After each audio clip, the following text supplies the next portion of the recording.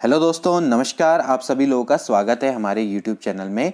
दोस्तों, आज का हमारा टॉपिक है पर्सनालिटी यानी कि व्यक्तित्व। दोस्तों, शिक्षण अभिरुचि में यह टॉपिक बहुत ही इम्पॉर्टेंट है। इससे क्वेश्चंस आने की काफ़ी संभावनाएं रहेंगी। दोस्तों, यह टॉपिक इम्पॉर्टेंट होने के साथ साथ काफ़ी लेंदी भी है। इसमें कम से कम हमें 2 वीडियो की आवश्यकता पड़ेगी। कोशिश मैं करूँगा कि इसको जल्द से जल्द ख़त्म कर दिया जाए। तो इस वीडियो में हम जल्दी से जल्दी डिस्कस करेंगे कि भाई व्यक्तित्व क्या होता है और इसको निर्धारित करने वाले कौन कौन से कारक हैं, और इसके बाद अगली वीडियो में हम डिस्कस करेंगे व्यक्तित्व को मापा किस तरीके से जा सकता है। तो चलिए जल्दी से हम वीडियो को स्टार्ट कर लेते हैं। तो दोस्तों, आज का हमारा टॉपिक है व्यक्तित्व यानी कि पर्सनालिटी। देखिए दोस्तों, अगर हम शिक्षा के लक्ष्य की बात करें तो वो है व्यक्तित्व का सर्वांगीण विकास करना। इसलिए जो शिक्षा मनोविज्ञान है उसमें व्यक्तित्व और उसके मापन का विशेष तरह से अध्ययन किया जाता है। अलग अलग मनोवैज्ञानिकों ने पर्सनालिटी की अलग अलग डेफिनेशन दी हैं, उसके बारे में हम थोड़ा सा डिस्कस कर लेते हैं। इसमें देखिए दोस्तों, जो सबसे पहली डेफिनेशन वुडवर्थ द्वारा दी गई है, जो कि काफ़ी इंपॉर्टेंट है। व्यक्ति के व्यवहार के समस्त गुणों को व्यक्तित्व कहते हैं। इन्होंने व्यक्ति के व्यवहार के समस्त गुणों को ही व्यक्तित्व कहते हैं, यानी कि personality is the total quality of an manual behaviour. काफ़ी इंपॉर्टेंट डेफिनेशन है कि पिछले एग्जाम में आई हुई भी है, तो इसलिए आपको इसको ध्यान में रखना है। टैट के कई एग्जाम में डेफिनेशन पूछी गई, एज इट इज पूछी जाती है, इसलिए आप इसको ध्यान में रखेंगे। रेक्स रॉक की जो डेफिनेशन है वो क्या कहते हैं कि व्यक्तित्व समाज द्वारा मान्य तथा माननीय गुणों का संतुलन है। ये माननीय नहीं है, अमाननीय, ठीक है ना। तो जो मान्य और अमान्य उन गुणों को जिस तरीके से आप संतुलित करते हैं वही क्या कहलाता है, व्यक्तित्व कहलाता है। जबकि बोरिंग की डेफिनेशन ये कहती है कि व्यक्तित्व व्यक्ति को अपने वातावरण के साथ अपूर्व और स्थायी समायोजन है। अपूर्व का मतलब होता है यूनिक, तो ठीक है। तो व्यक्तित्व क्या है, व्यक्ति का अपने वातावरण के संग अपूर्व और स्थायी समायोजन है। तो काफी इंपॉर्टेंट है। एक इसको व्यक्ति के व्यवहार के समस्त गुणों का योग बता रहा है, जबकि दूसरा क्या कहता है कि इसमें समाज के द्वारा जितने भी मान्य और अमान्य गुणों का संतुलन। जबकि बोरिंग के द्वारा जो डेफिनेशन है वो ये कहती है कि अगर व्यक्ति अपने वातावरण के संग जो यूनिक और स्थायी समायोजन करता है, यानी कि एडेप्शन करता है अपने वातावरण के संग, उसी को ही व्यक्तित्व कहा गया है। तो दोस्तों, अगर हम इसके शाब्दिक अर्थ की बात करें तो उससे हमें व्यक्तित्व के बारे में बहुत अच्छे से पता लग जाएगा। देखिए, व्यक्तित्व का जो अंग्रेजी अनुवाद है वो क्या है, पर्सनैलिटी, जो कि लैटिन शब्द पर्सोना से बना है, जिसका अर्थ क्या होता है, नकाब, जिसको नायक नाटक करते समय पहनते हैं। तो अगर हम इसके दोस्तों शाब्दिक अर्थ को ध्यान में रखें तो व्यक्तित्व को बाहरी वेशभूषा या दिखावे से हम परिभाषित कर सकते हैं। जैसे कि अगर कोई व्यक्ति जिसका बाहरी दिखावा काफी भड़कीला होगा तो उसका व्यक्तित्व उतना ही अच्छा समझा जाता था, और जिस व्यक्ति का बाहरी दिखावा साधारण होता था उस व्यक्ति को उतना अच्छा नहीं समझा जाता था, यानी कि उसके पर्सनालिटी को उतना अच्छा नहीं समझा जाता था। लेकिन इसकी परिभाषाओं को तुरंत अवैज्ञानिक घोषित किया गया, क्योंकि साइंटिफिक डेफिनेशन नहीं थी। हम सिर्फ पर्सनालिटी को बाहरी दिखावे के रूप में परिभाषित नहीं कर सकते थे। तो उसके बाद धीरे धीरे मनोवैज्ञानिकों ने कई सारी परिभाषाएं दी, तो उसमें काफी सारी परिभाषाएं थी। तो बाद में जो अल्पोर्ट है उनकी जो डेफिनेशन है वो सबसे इंपॉर्टेंट मानी जाती है, इसलिए मैंने यहाँ पर इसको लिखा है और ये एग्जाम में पूछी भी गई है। तो इसको हम समझ लेते हैं कि व्यक्तित्व व्यक्ति में उन मनोदैहिक व्यवस्थाओं का गतिशील संगठन है जो वातावरण के संग उसके अपूर्व समायोजन का निर्धारण करता है। काफी इंपॉर्टेंट डेफिनेशन है कि जो व्यक्तित्व है यानी कि जो पर्सनालिटी है व्यक्ति के उन मनोदैहिक व्यवस्थाओं, या हम कह सकते हैं कि व्यक्तित्व व्यक्ति के गुणों का वह गत्यात्मक संगठन है या गतिशील संगठन है जो पर्यावरण के संग उसके यूनिक एडेप्शन को निर्धारित करता है। ये काफी इंपॉर्टेंट डेफिनेशन है अल्पोर्ट की, तो आप इसको अच्छे से समझ गए होंगे, ठीक है ना। तो अगर हम बात करें, कुछ लोग व्यक्तित्व को क्या मानते हैं, चरित्र का फल मानते हैं, तथा कुछ इसे चरित्र का उद्गम मानते हैं, ठीक है ना। तो व्यक्तित्व क्या है, मानसिक और शारीरिक विकास का योग ही नहीं बल्कि व्यवहार का एक अनोखापन है, ठीक है ना।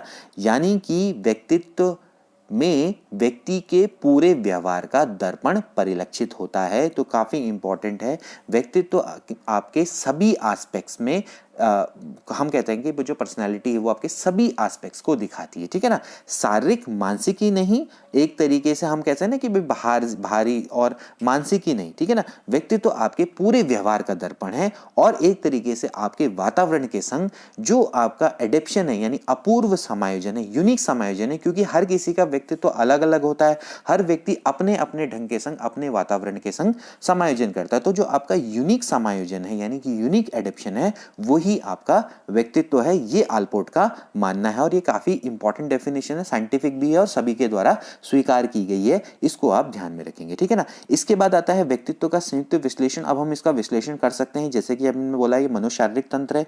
व्यक्तित्व एक ऐसा तंत्र है जिसमें मानसिक और शारीरिक दोनों पक्ष होते हैं, यानी कि यह आपस में ऐसे तत्वों का गठन होता है जो आपस में अंतरक्रिया करते हैं। तो इसमें आपको ये ध्यान में रखना है कि मनोशारीरिक तंत्र में कौन कौन आएंगे दोस्तों, आपके मानसिक और शारीरिक दोनों पक्ष होंगे। तो एक तरीके से जो व्यक्तित्व है वो ना ही पूर्णतः मानसिक है ना ही पूर्णतः शारीरिक है, बल्कि इन दोनों का क्या है, मिश्रण है ना, यानी कि इन दोनों के आपस में इंट्रैक्शन है, वही आपका क्या है, व्यक्तित्व है, ठीक है ना। इसके बाद आता है गत्यात्मक संगठन, जैसा कि अभी अल्पोर्ट ने बोला। तो एक्चुअली क्या होता है कि जो आपके मनोशारीरिक तंत्र है ना, इसके भिन्न भिन्न तत्व जैसे कि आपके सील गुण हैं, आदत हैं, वो एक तरीके से इस तरीके से आपस में संबंधित होकर संगठित होते हैं ना कि उनको आपस में आप अलग अलग नहीं कर सकते, ठीक है ना। इसमें परिवर्तन तो संभव है लेकिन आप इनको अलग अलग नहीं कर सकते, इसलिए इसको गत्यात्मक संगठन कहा जाता है, ठीक है ना। तो एक तरीके से हम कह सकते हैं कि जो व्यक्तित्व के जो सील गुण या अन्य तत्व आपस में इस तरह से संगठित होते हैं कि उनमें परिवर्तन होते रहते हैं, परंतु उनको एक दूसरे से अलग नहीं किया जा सकता है, तो इसलिए इसको हम गत्यात्मक संगठन बोलते हैं। इसके बाद आता है संगतता। अब देखिए संगतता का मतलब क्या है कि जो व्यक्ति है ना, व्यक्ति का जो व्यवहार है वो एक समय से दूसरे समय के संगत होता है। कहने का मतलब यह है कि जो व्यक्ति का व्यवहार है ना, दो भिन्न अवसरों पर एक समान होता है, इसको हम बोलते हैं संगतता। इसके बाद आता है वातावरण में अपूर्व समायोजन का निर्धारण। जैसे कि मैंने अभी बोला, अल्पोर्ट की डेफिनेशन थी कि भाई प्रत्येक व्यक्ति में जो आपके मनोशारीरिक गुण हैं का एक ऐसा जो गत्यात्मक संगठन है कि उसका व्यवहार वातावरण में अपने अपने ढंग का अपूर्व होता है, यानी कि वो यूनिक तरीके से अपने वातावरण के संग समायोजन करता है। तो काफी इंपॉर्टेंट है इसमें, ठीक है ना। जो डेफिनेशन दोस्तों, जो अल्पोर्ट ने जो डेफिनेशन दी थी ना 1961 में दी थी, इसको भी आप ध्यान में रखेंगे, 1961 में दी थी। लेकिन जो कालांतर है, बाद में अल्पोर्ट ने क्या किया ना, 1973 में इस डेफिनेशन को थोड़ा सा चेंज कर दिया। पहली जो इनकी डेफिनेशन थी 1961 में, इन्होंने बोला था unique adjustment to his environment. मैंने बोला ना अपूर्व समायोजन, ठीक है ना, यूनिक एडजस्टमेंट। बाद में इन्होंने क्या किया कि इन जो 5 शब्द है ना, इनको चेंज करके इनकी जगह पे डाल दिया कि भाई कैरेक्टरिस्टिक बिहेवियर एंड थॉट्स, इसको शामिल कर दिया। अब इसका क्या मतलब है, अब ये माना जाता है कि जो व्यक्तित्व है ना, वो भिन्न भिन्न शील गुणों का एक ऐसा गत्यात्मक संगठन है जिसके कारण व्यक्ति व्यवहार तथा विचार, जिसके कारण जो व्यक्ति का जो व्यवहार और विचार है ना, वो किसी भी वातावरण के इसमें अपने ढंग का अपूर्व समायोजन करता है। इसका मतलब ये है कि जो व्यक्ति है ना, वो वातावरण के संग सिर्फ समायोजन या अनुकूलन नहीं करता, बल्कि उस वातावरण के संग इस तरह का इंटरेक्शन करता है कि वातावरण को भी व्यक्ति के संग अनुकूलन योग्य होना पड़ता है। समझ रहे ना, अभी तक क्या था कि जो व्यक्ति है वो व्यक्ति वातावरण के संग समायोजन कर रहा था, ठीक है ना। अब व्यक्ति समायोजन इस तरीके से करता है कि जो वातावरण है ना, उसको भी उसके संग अनुकूलन होना पड़ता है या अनुकूलन योग्य होना पड़ता है, ये आज की डेफिनेशन कहती है। तो इसको भी आप ध्यान में रखना है कि वातावरण के संग जो अपूर्व समायोजन है वही आपका क्या है, व्यक्तित्व को एक तरीके से एनालाइज करता है। तो काफी इंपॉर्टेंट डेफिनेशन है, इनका आप ध्यान में रखेंगे। इसके बाद आते हैं व्यक्तित्व की विशेषताएं, फटाफट करके इनको पढ़ लेते हैं हम। देखिए सबसे पहली जो विशेषता आती है वो आती है शारीरिक स्वास्थ्य। देखिए दोस्तों, शारीरिक स्वास्थ्य बहुत इंपॉर्टेंट होता है किसी की भी पर्सनैलिटी के लिए। कोई भी व्यक्ति है उसका शारीरिक स्वास्थ्य अगर संतुलित है और हम कह सकते हैं बेस्ट है, तो हम बोलेंगे कि वो उसकी पर्सनैलिटी काफी अच्छी है, ठीक है ना। तो एक तरीके से हम कहेंगे कि जो अच्छे व्यक्तित्व वाला जो व्यक्ति है उसका शारीरिक गठन काफी अच्छा होगा, उसका स्वास्थ्य काफी अच्छा होगा, ठीक है ना। ठीक। तो और इसी तरह से वो जो व्यक्ति है वो स्वस्थ शरीर के साथ साथ उसका स्वस्थ मन भी होगा, ठीक है ना। अगर हम कहेंगे कि भाई एक व्यक्ति है उसका शारीरिक स्वास्थ्य और स्वस्थ मन है, तो हम उसको बोलेंगे कि इसका पर्सनैलिटी काफी अच्छी। स्वस्थ मन का मतलब यह है कि उसकी औसत बुद्धि हो कम से कम, ठीक है ना, और एक तरीके से उसकी जो मनोवृत्तियां हैं वो नियंत्रित और संतुलित हो, ठीक है। इसके बाद आता है स्वाभिमानी और आत्मचेतना, ठीक है। अब देखिए दोस्तों, अगर कोई भी व्यक्तित्व जिसकी पर्सनैलिटी काफी अच्छी है तो वो स्वाभिमानी और आत्मचेतना से युक्त होगा, ठीक है ना। वो हमेशा ऐसे कार्यों से बचेगा जिनको करने में वो स्वयं अपनी नजर से गिरता हो, ठीक है ना, या फिर उसकी आत्मचेतना आहत होती हो, ठीक है। तो इसको आपने ध्यान में रखना है। इसके बाद आत्मगौरव, देखिए आत्मगौरव का उसमें स्थायी भाव होगा जिसके अच्छे व्यक्तित्व होगा। तो जिस बंदे में आत्मगौरव है तो उसका व्यक्तित्व अपने आप ही अच्छा कहलाएगा, ठीक है ना। इसको आपने ध्यान में रखना है। इसके बाद दोस्तों संवेगों की अभिव्यक्ति, ये भी काफी इंपॉर्टेंट है। जो भी अच्छा व्यक्तित्व का व्यक्ति होगा उसकी संवेगों की अभिव्यक्ति सामान्य रूप से होगी, ठीक है ना, सामान्य रूप से अपने संवेगों की अभिव्यक्ति वो करेगा। इसके बाद सामंजस्यता या अनुकूलन, जैसा कि अभी हमने पढ़ा कि जो मनुष्य है, मनुष्य के आप वातावरण के संग आप कितने जल्दी आप अपने आप को अडेप्ट कर लेते हैं, या वो मनुष्य अपने वातावरण के संग कितनी जल्दी अडेप्ट हो जाता है, वही उसके व्यक्तित्व को परिलक्षित करता है। तो एक तरीके से हम कह सकते हैं कि भाई आप अपने वातावरण के संग कितना अच्छा सामंजस्य बैठाते हैं, कितनी जल्दी उसके संग अनुकूलन कर लेते हैं, वो आपका या अपूर्व समायोजन स्थापित कर लेते हैं, वो आपके व्यक्तित्व को एक तरीके से दिखाता है या उसकी विशेषता को बताता है, ठीक है ना। देखिए वातावरण हमारे लगातार चेंज होता रहता है, होता ही नहीं है, वातावरण हमारा परिवर्तनशील है, तो उसके संग आप कितने अच्छा अपना समायोजन बैठाएंगे, वही आपका क्या है व्यक्तित्व को बताता है, ठीक है ना। इसके बाद आता है उद्देश्य या लक्ष्य। देखिए कोई भी व्यक्ति है उसके जीवन का कुछ ना कुछ उद्देश्य या लक्ष्य होता है, तो एक अच्छे व्यक्तित्व वाला जो व्यक्ति है उसका पता कैसे लगाएंगे, उसके उद्देश्य या लक्ष्यों को जानकर, ठीक है ना। तो एक व्यक्ति होगा उसमें हमेशा क्या होगा, उद्देश्य तो होगा ही होगा, उसका जीवन का कोई ना कोई लक्ष्य होगा, तो उससे उसके पर्सनैलिटी का पता लग जाता है। इसके बाद प्रबल एवं दृढ़ इच्छा शक्ति। देखिए डेफिनेटली जिसकी दृढ़ इच्छा शक्ति होगी, प्रबल और दृढ़ इच्छा शक्ति होगी, वो हमेशा अच्छी पर्सनैलिटी का व्यक्ति माना जाता है, ठीक है ना। तो उससे क्या होता है कि आपको कार्य में तन्मयता और संलग्नता आती है, तो ये भी बहुत इंपॉर्टेंट है। उसमें संकल्प शक्ति की प्रबलता बहुत ज्यादा रहती है, ठीक है ना। इसके बाद आती है उच्च महत्वाकांक्षाएं, ये भी काफी इंपॉर्टेंट है। देखिए हमेशा एक अच्छे व्यक्तित्व की पहचान है कि उसकी उच्च महत्वाकांक्षाएं होंगी, ठीक है ना, क्योंकि मानव के जीवन को अगर आपने विकास करना है तो आपकी आकांक्षाएं कुछ ना कुछ तो होनी चाहिए ना। तो एक तरीके से आप इससे भी व्यक्तित्व का पता लगा सकते हैं, ठीक है। इसके बाद आत्मचेतना, अभी हमने इसके बारे में डिस्कस किया था। देखिए आत्मचेतना कितनी इंपॉर्टेंट है। आत्मचेतना दोस्तों व्यक्तित्व की काफ़ी इंपॉर्टेंट विशेषता है, इसके बारे में हम ऊपर पहले ही डिस्कस कर चुके हैं, तो इसको डिस्कस नहीं करेंगे। सामाजिकता, देखिए दोस्तों अभी हमने बात करी सामाजिकता की। देखिए कोई भी व्यक्ति है वो समाज से अलग तो नहीं रह सकता, ना ही उसका कोई व्यक्तित्व हो सकता है। समाज से पृथक मानव और उसके व्यक्तित्व की आप कल्पना कभी कर ही नहीं सकते, ठीक है ना। तो मानव में आत्मचेतना का विकास कब होगा, जैसे हमने डिस्कस किया ना, आत्मचेतना का विकास कब होगा, जब वो व्यक्ति समाज के अन्य व्यक्तियों के संपर्क में आकर क्रिया और क्रिया करेगा, ठीक है ना, इंटरेक्शन करेगा, तभी तो जाके उसका आत्मचेतना का विकास होगा ना। तो सामाजिकता भी बहुत इंपॉर्टेंट हो जाती है व्यक्तित्व की विशेषता में, यानी व्यक्ति काफी एक तरीके से सामाजिक होगा। इसके बाद निर्देशित लक्ष्य प्राप्ति, अभी हमने इसके बारे में भी डिस्कस किया कि भाई कोई भी व्यक्ति है अगर उसका कुछ ना कुछ उद्देश्य है तो वो उसके व्यवहार में पता लग जाएगा, ठीक है ना। उसका व्यवहार इस तरीके से होगा कि वो कोई ना कोई उद्देश्यपूर्ण होगा, उसको कोई ना कोई लक्ष्य को प्राप्ति की ओर को अग्रसर होगा, क्योंकि जो मानव के व्यवहार होते हैं ना, वो ही एक तरीके से अगर हमारा कोई लक्ष्य है तो हमारे व्यवहार भी उसी तरीके का होता है, तो आप उसके व्यक्तित्व का आसानी से अनुमान लगा सकते हैं। इसके बाद आता है सामंजस्य। देखिए सामंजस्य के बारे में भी हमने अभी डिस्कस किया। सामंजस्य का मतलब है अनुकूलन, एडेप्शन, यानी कि आप अपने बाह्य वातावरण के संग किस तरह से आप एडेप्ट करते हैं। इवन बाह्य वातावरण भी नहीं, आप अपने आंतरिक जीवन के संग भी आपको क्या करना पड़ता है, सामंजस्य करना पड़ता है। तो सामंजस्य करने की जो क्षमता है वो भी आपके व्यक्तित्व को कहीं ना कहीं दर्शाती है। इसके बाद दृढ़ इच्छा शक्ति, इसके बारे में हमने पढ़ ही लिया, ठीक है। और इसके बाद आता है विकास की निरंतरता, ये भी काफी इंपॉर्टेंट है। व्यक्तित्व में विकास लगातार होता रहता है। देखिए बालक जब से जन्म लेता है, जन्म से लेकर मरण तक विकास होता रहता है उसके जीवन में, तो व्यक्तित्व का स्वरूप भी लगातार क्या होता है, चेंज होता रहता है। तो विकास की निरंतरता से भी व्यक्तित्व के बारे में पता चलता है, तो काफी इंपॉर्टेंट है। इसके बाद आते हैं व्यक्तित्व के निर्धारक तत्व।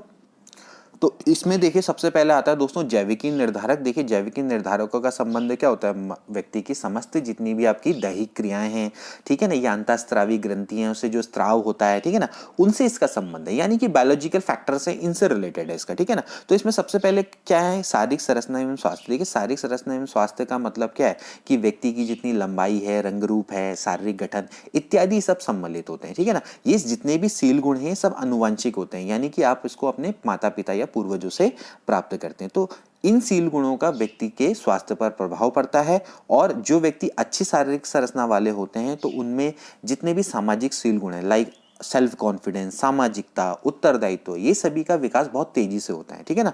लेकिन जिनका शारीरिक संरचना क्या होती है, अच्छी नहीं होते हैं, तो उनमें जो जितने भी हमने सील गुण डिस्कस किए ना, यानी सेल्फ कॉन्फिडेंस, सामाजिकता, ये क्या होते हैं, अपेक्षाकृत कम विकसित होते हैं। क्यों विकसित होते हैं, क्योंकि समाज क्या करता है ना, उनको उपेक्षा का भाव रखता है। समाज देखिए किसी का अगर अच्छी पर्सनालिटी नहीं है भारी रूप से, यानी उसकी शारीरिक संरचना अच्छी नहीं है, तो समाज के ज्यादातर लोग उसकी क्या करते हैं, उपेक्षा करते हैं। तो उसमें क्या होती है, सेल्फ कॉन्फिडेंस की कमी आ जाती है। तो इसलिए ये भी काफी इंपॉर्टेंट है। शारीरिक संरचना एवं स्वभाव ये व्यक्तित्व के एक तरीके से निर्धारित तत्व है। तो आपको आई होप कि अच्छे से समझ में आ गया। इसके बाद आता है शारीरिक रसायन एवं ग्रंथि स्त्राव, ये भी काफी इंपॉर्टेंट है। देखिए हमारे शरीर से में क्या होते हैं, विभिन्न प्रकार की ग्रंथियां पाई जाती है, ठीक है ना, जिसमें से क्या होता है, विभिन्न प्रकार के रसायन, जिनको हम क्या बोलते हैं, हार्मोन्स, ये निकलते रहते हैं, जो कि हमारे शरीर में परिवर्तन उत्पन्न करते हैं, ठीक है ना। इसमें इन देखिए जो ये ग्रंथियों से जो स्त्राव होता है ना, इन्हीं से लगातार जब स्त्राव होता रहता है तो कभी हम क्या होते हैं, बहुत सक्रिय होते हैं, कभी बहुत निष्क्रिय हो जाते हैं, ठीक है ना। यही इसका कारण होता है, ठीक। तो हम ग्रंथियों को क्या करते हैं, दो भागों में बांटते हैं। एक होती है आपकी बहिस्त्रावी ग्रंथियां, जिससे बाहरी स्त्राव होता है, इनका तो पर्सनैलिटी पे कोई फर्क नहीं पड़ता। लेकिन जो अंतःस्त्रावी ग्रंथि होती है, दूसरी वाली, इन ग्रंथियों से स्त्राव होता रहता है, और ये हमारे एक तरीके से बहुत इंपॉर्टेंट हो जाती है व्यक्तित्व को निर्धारण करने में। तो अंतःस्रावी ग्रंथियां जो होती हैं, इनसे निकलने वाला जो स्त्राव होता है वो हार्मोन्स, यानी कि जो हार्मोन्स होते हैं वो सीधे रक्त में मिलते हैं और व्यक्तित्व के विकास में योगदान देते हैं। जैसे कि सबसे इंपॉर्टेंट ग्रंथि आपने पढ़ी होगी पीयूष ग्रंथि। पीयूष ग्रंथि को मास्टर ग्रंथि भी बोलते हैं, ये जो कि हमारे मस्तिष्क में होती है, ठीक है ना। तो इससे क्या होता है, हार्मोन्स निकलता है, तो ये हमारे शरीर की लंबाई पर नियंत्रण करता है, ठीक है ना। तो ये इसको आपने ध्यान में रखना है, ठीक। और इसके अलावा जैसे आपने पढ़ी होगी एड्रिनल ग्रंथि, ठीक है ना, ये बिल्कुल वृक्क के ऊपर होती है। तो इससे निकलने वाला भी क्या होता है, आपका एड्रिनल हार्मोन्स होता है।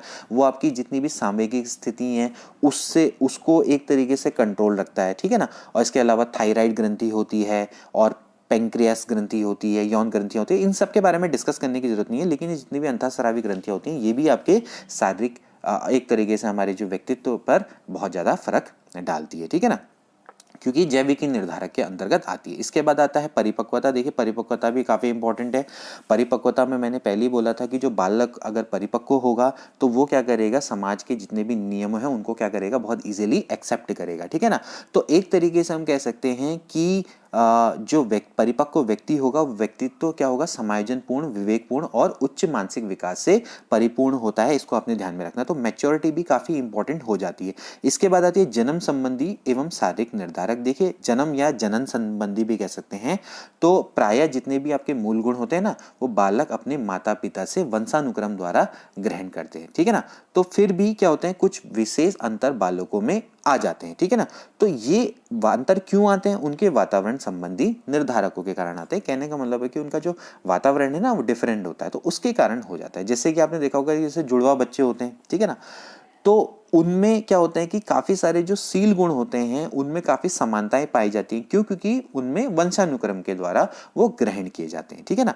क्योंकि जैसा क्या होता है कि जैसे गर्भावस्था में का जब समय होता है ना, तो उसमें क्या होता है कि माँ कैसा आहार ले रही है, उसकी भावनाएं कैसी, परिस्थितियां कैसी हैं, तो वो उनसे भी क्या होता है, व्यक्तित्व में एक तरीके से कहीं ना कहीं बच्चे के व्यक्तित्व में प्रभाव पड़ता है, ठीक है। इसके बाद आता है सामाजिक निर्धारक। अभी हमने पढ़ा था जैविकी निर्धारक, हम देख रहे हैं सोशल जो आपके निर्धारक होते हैं कि कैसे आप सामाजिक निर्धारक होते हैं, ठीक है। सामाजिक निर्धारक में भी काफी इंपॉर्टेंट है। देखिए दो तरह के निर्धारक होते हैं। एक आपका क्या होता है, परिवार संबंधी निर्धारक, और एक होता है आपका विद्यालय संबंधी निर्धारक। देखिए आप अपने वातावरण से तो अलग हो नहीं सकते। देखिए सबसे इंपॉर्टेंट है परिवार संबंधी निर्धारक। इसमें सबसे पहला आता है माता पिता एवं बालक का संबंध। देखिए आप बच्चे के लिए जब जीवन स्टार्टिंग होता है तो सबसे पहले कौन आती है, उसकी माँ आती है, ठीक है ना। तो एक्चुअली जो बच्चे में सामाजिक विकास होता है ना, वो उसका आधारशिला कौन होती है, माँ ही होती है, ठीक है ना। इस तरह से पिता का प्रभाव भी बालक के व्यक्तित्व में पड़ता है, ठीक।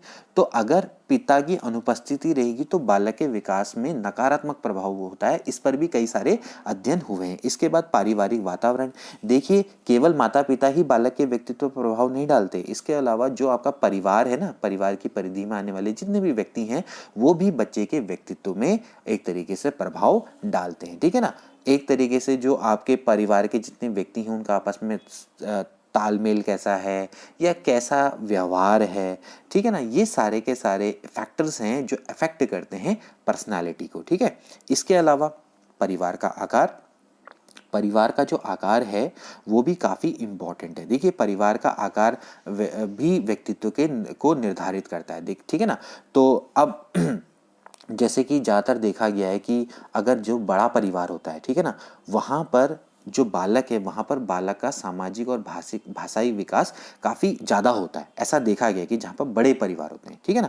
अपेक्षाकृत छोटे परिवारों में क्या होता है कि जो बालक है उसका मानसिक विकास तो अच्छा होता है, लेकिन उनमें क्या होता है कि जैसे हठी, जिद्दी और अनुशासनहीनता के गुण पैदा हो जाते हैं, ठीक। ये काफ़ी देखा गया है, ठीक। इस चीज़ को आपने ध्यान में रखना है, ठीक। और इसके बाद परिवार का आर्थिक स्तर, ये भी बहुत इंपॉर्टेंट है। जो बच्चे क्या होते हैं निम्न आर्थिक स्तर वाले परिवार से आते हैं उनमें ज़्यादातर क्या होता है, सेल्फ कॉन्फिडेंस की कमी होती है, उनमें हीनता की भावना होती है, असुरक्षा की भावना होती है, संकोची होते हैं वो, ठीक है ना। ये सब चीज़ें देखी गई हैं, है ना। और एक तरीके से ये सारे के सारे गुण हैं एक तरीके से उनके व्यक्तित्व को निगेटिव रूप से प्रभावित करते हैं, ठीक है ना। तो ऐसे बच्चों का जो शारीरिक स्वास्थ्य होता है वो काफ़ी कमज़ोर हो जाता है। क्यों? क्योंकि उनको अच्छा भोजन नहीं मिल पाता, तो उनमें पोषण की कमी हो जाती है और इसलिए उनका शारीरिक विकास भी क्या होता है, कम हो जाता है, ठीक है ना। तो ऐसे घरों का जो वातावरण है वो भी बालक के व्यक्तित्व को बहुत प्रभावित करता है, ठीक है। इसके बाद आता है विद्यालय संबंधी निर्धारक। देखिए विद्यालय तो एक तरीके से बालक का लघु समाज है ना। विद्यालय में रह के ही तो आदमी क्या होता है, काफ़ी सारी चीज़ें सीखता है। परिवार से जब वो निकलता है तो कहाँ जाता है, विद्यालय जाता है। परिवार से जितना भी उसका व्यक्तित्व का निर्माण हुआ उसको ले जाके वो कहाँ ले जाता है, विद्यालय में। विद्यालय में उसको तरह तरह के लोग मिलते हैं, पहले शिक्षक मिलते हैं, प्रधानाचार्य मिलते हैं, उसके मित्र मिलते हैं, उसका जितना भी वातावरण है उसमें उसको लोग मिलते हैं, तो उनका सीधा सीधा सा संबंध बालक के व्यक्तित्व से होता है। इसको आपने ध्यान में रखना है। कितनी सारी एक्टिविटीज़ होती हैं, जैसे पाठ्यसहगामी क्रियाएं होती हैं, शैक्षिक क्रियाएं होती हैं, उनमें जब बालक भाग लेता है तो उसकी पर्सनैलिटी पे काफ़ी फर्क पड़ता है। तो बहुत सिंपल है, इसको तो आप बहुत ईजिली समझ लेंगे, ठीक है। इसके बाद आता है सांस्कृतिक निर्धारक। ये भी बहुत इंपॉर्टेंट है। देखिए दोस्तों, जब बालक का सामाजिक विकास होता है तो जो सामाजिक विकास होता है वो आपका क्या होता है, सांस्कृतिक के आधार पे ही होता है ना। जो समाज की संस्कृति होती है उसके आधार पे ही तो होता है ना। तो भारत तो वैसे ही इतनी विविध विविध संस्कृतियों वाला देश है, ठीक है ना। तो यहाँ पर क्या होता है कि प्रत्येक जो क्षेत्र है वहाँ पर उसकी अपनी अपनी संस्कृतियाँ हैं। तो उनकी जो संस्कृतियाँ जो हैं वो कहीं ना कहीं बालक के व्यक्तित्व को प्रभावित करती हैं, ठीक है ना। हमारा जो देश है उसमें तो क्या है, कितने देख सकते हैं आप, जाति हैं, धर्म है, तो सबकी अपनी अपनी संस्कृतियाँ हैं। तो उन संस्कृतियों को जब बालक अडेप्ट करेगा या उनको अपनाएगा तो उससे कहीं ना कहीं उसके व्यक्तित्व पे तो प्रभाव पड़ेगा ही पड़ेगा ना। तो सांस्कृतिक निर्धारक भी कहीं ना कहीं बालक के व्यक्तित्व को प्रभावित करती है, ठीक है ना।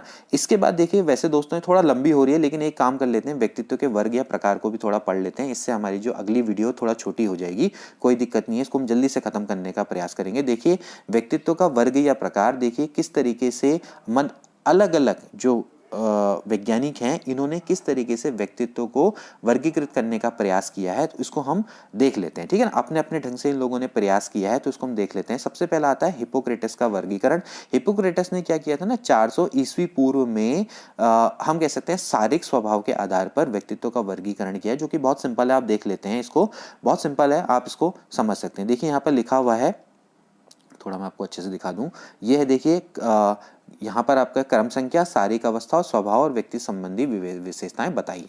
सबसे पहले उन्होंने बताया भाई जो कफ प्रवृत्ति वाले होते हैं वो क्या होते हैं, चुस्त होते हैं, चिड़चिड़ा स्वभाव होता है, लेकिन संवेगात्मक रूप से कमजोर होते हैं, परंतु शारीरिक रूप से शक्तिमान टाइप के, मतलब उनका शक्तिशाली होते हैं। फिर एक काले पित्त वाले होते हैं, वो आपके क्या होते हैं, निराशावादी होते हैं, शक्तिहीन और दुखी होते हैं, ठीक है, संवेगात्मक और शारीरिक दोनों दृष्टि से आपके कमजोर होते हैं। फिर इसके बाद आते हैं पीले पित्त वाले, ये आपके क्या होते हैं, आनंद युक्त एवं सुस्त होते हैं, संवेगात्मक रूप से सशक्त होते हैं परंतु शारीरिक रूप से कमजोर होते हैं। ठीक है, फिर इसके बाद आते हैं अधिक रुधिर वाले। अधिक रुधिर वाले में क्या होगा कि रुधिर की मात्रा अधिक होगी तो कर्मठ होंगे, असहिष्णु होंगे। ठीक है, और एक तरीके से क्या होंगे, यहाँ पर एक गलत लिखा हुआ है, ये शीघ्रगामी, ठीक है, आशावादी होंगे, शारीरिक रूप से सबल होंगे और एक तरीके से संवेगात्मक रूप से स्थिर और संतुलित होंगे। इस तरीके का दोस्तों इन्होंने वर्गीकरण किया है। ठीक है ना। इसके बाद आता है क्रेस्मर का वर्गीकरण। ये कोई बात नहीं, मैं आपको पीडीएफ पे प्रोवाइड कर दूंगा, आप इजीली इसको याद कर लेना। ठीक है, पिछले बार एलटी में इस तरह का क्वेश्चन आया भी था, तो इसलिए ये वर्गीकरण को पढ़ना काफी ईजी हो जाता है, मतलब सॉरी जरूरी हो जाता है, क्योंकि दोस्तों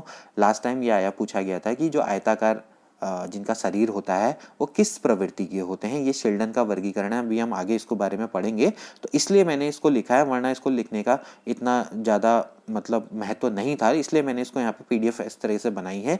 इसको मैं आपको टेलीग्राम चैनल से आप इसको डाउनलोड कर सकते हैं और वहाँ इसको बहुत इजीली आप पढ़ लीजिएगा। ठीक है ना। इसके बाद क्रेस्मर का वर्गीकरण है। 1925 में इन्होंने क्या किया था, शारीरिक संरचना, इन्होंने भी शारीरिक संरचना के आधार पर वर्गीकरण किया था। ठीक है ना। तो इन्होंने क्या किया है, देखिए कि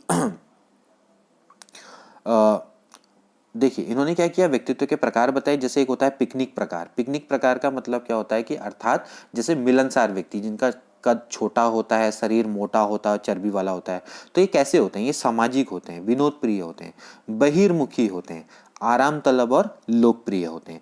जबकि एक होता है एथलेटिक प्रकार, पिकनिक प्रकार, एथलेटिक प्रकार। अब एथलेटिक प्रकार जैसे कि नाम से पता लग रहा है क्या होगा, खिलाड़ी प्रति वाले होंगे।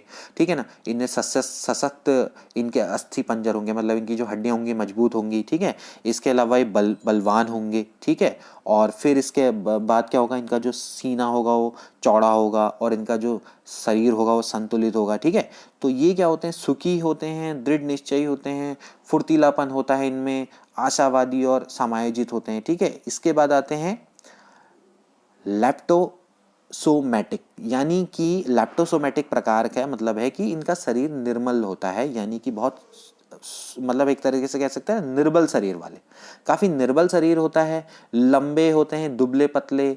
ठीक है, इनका सीना छोटा होता है और ये शर्मीले होते हैं, एकांत प्रिय होते हैं, निराशावादी होते हैं, सामाजिक रूप से असमायोजित होते हैं। इस टाइप के पाए जाते हैं। ठीक है, इसके बाद जो शेल्डन का वर्गीकरण जिस पर आया था क्वेश्चन, इसको हम एक बार लास्ट में डिस्कस कर लेते हैं, फिर उसके बाद हम इस वीडियो को खत्म कर देंगे और फिर हमारी अगली वीडियो आएगी, वो जल्दी आ जाएगी, टेंशन मत लेना। ठीक है, शेल्डन का वर्गीकरण है। शेल्डन ने भी क्या किया था, स्त्री पुरुषों की शारीरिक बनावट के आधार पे व्यक्तियों को वर्गीकृत करने का प्रयास किया था। इन्होंने भी अपना वर्गीकरण 1925 में दिया था, इसको भी देख लेते हैं। सबसे पहले आता है गोलाकार। देखिए गोलाकार व्यक्ति क्या होते हैं, व्यक्तित्व का प्रकार है कि गोलाकार क्या होते हैं, ये शक्तिहीन, मोटे और कोमल शरीर वाले होते हैं। ठीक है ना, जैसे कि क्रेस्मर में हमने पिकनिक वाले पढ़े थे ना, पिकनिक वाले। ठीक, तो पिकनिक वालों की तरह ही मान लो इनको गोलाकार वाले, तो आराम तलब होंगे, सामाजिक होंगे और स्नेहशील टाइप के होंगे। फिर आएगा आयताकार। आयताकार में आपके क्या होंगे, शारीरिक रूप से जो संतुलित और अच्छा स्वास्थ्य फुर्तीले। ये क्वेश्चन पूछा गया था एलटी में। ठीक है ना, कि आयताकार शरीर वालों के गुण कैसे होते हैं, तो वो आपके कैसे होते हैं, क्रोधी होते हैं, साहसी, निडर, फुर्तीले। ठीक है ना, आशावादी और कर्मठ होंगे, मतलब जोशीले होंगे, फुर्तीले होंगे, क्रोधी होंगे, क्रोध भी उनको बहुत जल्दी आएगा। तो इस टाइप का क्वेश्चन पूछा गया था। ठीक है ना, तो ये कैसे होंगे, एथलेटिक वाले टाइप के। जैसे क्रेस्मर ने बोला था ना, कहीं पर क्रेस्मर की जगह पे क्रेस्मर भी लिखा हुआ है, तो आप इसको समझ लीजिएगा। ठीक है ना, वही इसका मतलब है। इसके बाद आता है लंबाकार। अब लंबाकार में क्या होंगे, जैसे कमजोर और ये दुबले पतले टाइप के, जैसे कि अभी हमने पढ़ा था लैप्टोसोमैटिक वाले ना, तो लैप्टोसोमैटिक वाले क्या होंगे, जैसे कि निराशावादी, असामाजिक, एकांत प्रिय और चिड़चिड़ा स्वभाव। ठीक है ना, तो ये जितने भी एक तरीके से जितने भी दोस्तों हमने ये मनोवैज्ञानिक ने जितने भी वर्गीकरण किए हैं, जैसे कि हिप्पोक्रेट्स वाले और क्रेस्मर वाले और शेल्डन वाले ना, निश्चित रूप से इन्होंने संबंध स्थापित करने का प्रयास तो किया है, लेकिन ये अपने आप में काफी भ्रामक है। ठीक है ना, तो और ये वास्तविकता से काफी दूर है, ऐसा काफी मनोवैज्ञानिकों द्वारा माना गया है। ठीक है ना, तो जो इसमें जो सबसे इंपॉर्टेंट वर्गीकरण है जिसको कि हम आने वाली वीडियो में डिस्कस करेंगे, वो है जुंग का वर्गीकरण। काफी इंपॉर्टेंट है, जो कार्ल जी युंग का जो वर्गीकरण है वो काफी इंपॉर्टेंट है, उसको हम डिस्कस करेंगे अगली वीडियो में। तो मिलते हैं अगली वीडियो में, till then take care and good bye.